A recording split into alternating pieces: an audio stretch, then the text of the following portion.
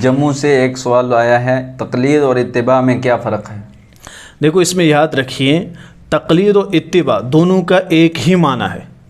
یہ اس وجہ سے اٹھایا جاتا ہے کہ بعض افراد یہ سوال کرتے ہیں، وہ کہتے ہیں کہ اتباع کہتے ہیں نبی پاک صلی اللہ علیہ وسلم کی بات کو ماننے کو، اور تقلید کہتے ہیں ائمہ کی بات کو ماننے کو۔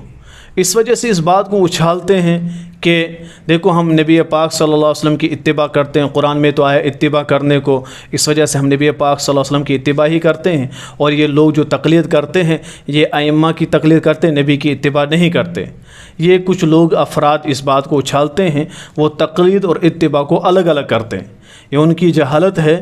مجھے لگتا ہے کہ آپ نے جو سوال پوچھا ہے اسی زمرے میں پوچھا ہوگا، اس وجہ سے میں کہتا ہوں کہ تقلید اور اتباع دونوں کا ایک ہی معنی ہے۔ جو شخص تقلید کرتا ہے وہ اتباع بھی کرتا ہے، اور جو اتباع کرتا ہے وہ تقلید بھی کرتا ہے۔ یہ تقلید و اتباع الگ کرنا، اہل لغات ان دونوں کو ایک ہی معنی میں بیان کرتے ہیں، کہتے ہیں کہ ان دونوں کا ایک ہی معنی ہے۔ اب اتباع کو الگ کرنا کہ اتباع کرنے والے جو کرتے ہیں وہ نبی کی اتباع کرتے ہیں، اور تقلید والے ائمہ کے وہ نبی کی اتباع نہیں کرتے ہیں، یہ جہالت پر مبنی بات ہے۔